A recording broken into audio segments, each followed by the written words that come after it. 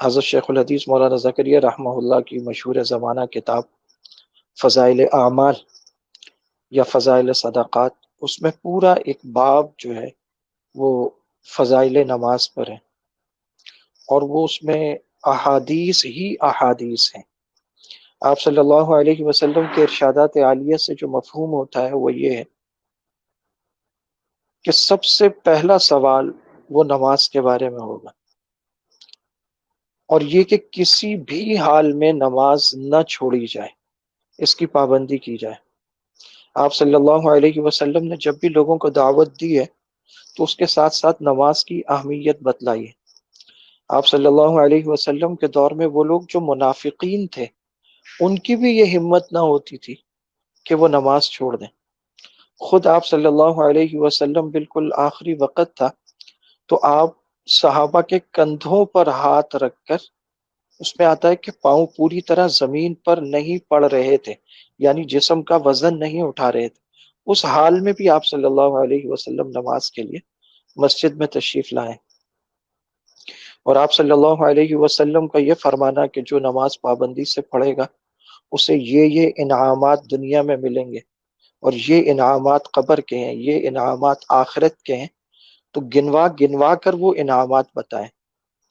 پھر جس قدر فضائل اور اجر و ثواب نماز کا بتایا گیا کہ ایک نماز ہے اور ایک ہے جماعت کی نماز، اور جب مسجد کی طرف جاتا ہے تو ایک ایک قدم پر اسے کیا ملتا ہے، اس کے لیے جب وضو کرتا ہے تو اس کے اعضاء کے گناہ تک دھل جاتے ہیں، اور جو شخص اتنے دن نماز پابندی سے ادا کر لے اسے اللہ رب العزت پروانہ عطا فرماتے ہیں۔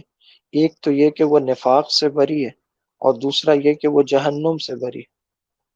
تو آپ صلی اللہ علیہ وسلم ایک موقع پر درخت کی ٹہنی کو پکڑ کر ہلاتے ہیں اور اس سے سارے پتے جھڑ جاتے ہیں، خزاں کا موسم ہے، تو آپ فرماتے ہیں کہ مجھ سے پوچھو گے نہیں کہ میں نے ایسا کیوں کیا؟ تو کہ یا رسول اللہ آپ بتائیے آپ نے ایسا کیوں کیا؟ تو آپ نے فرمایا کہ جب ایک مسلمان مومن بندہ نماز کے لیے وضو کرتا ہے اور اس طرح پابندی سے نماز ادا کرتا ہے تو اس کے سارے گناہ ایسے جھڑ جاتے ہیں جیسے یہ سارے کے سارے پتے جھڑ گئے ہیں۔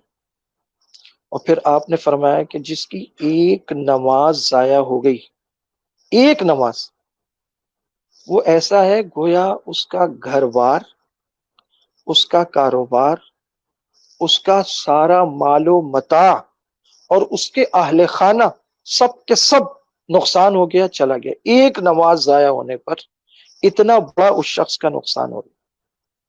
آپ رحمت للعالمین ہیں، لیکن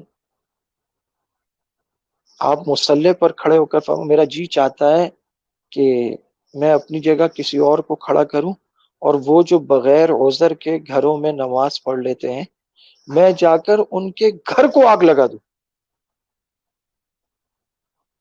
اسی طرح ایک موقع پر آپ نے تمثیل سے سمجھایا کہ جو نماز نہیں پڑھتا وہ جہنم کی آگ میں جلے گا۔ تو کیا کوئی ماں اپنے بچے کو خود آگ میں پھینکے گی؟ کہ نہیں، کوئی نہیں پھینکے گی۔ فرمایا اگر کوئی نماز کے لیے نہیں کہتا تو وہ اسے جہنم کی آگ میں خود پھینک رہا ہے۔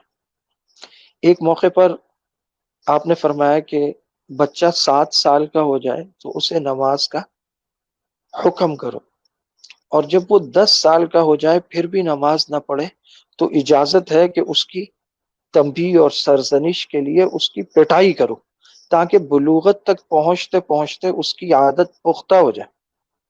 اللہ تعالیٰ قرآن کریم میں اپنے پیغمبر کی ایک جگہ تعریف فرماتے ہوئے کہتے ہیں وَكَانَ يَأْمُرُ أَهْلَهُ بِالصَّلَاةِ، وہ اپنے گھر والوں کو نماز کا حکم کیا کرتے تھے۔ نماز کے لیے ایک دوسرے کو کہنا اور یاد دہانی کرانا یہ اللہ پاک کو اتنا پسند ہے کہ اللہ پاک نے قرآن کریم میں اس کی تعریف کی۔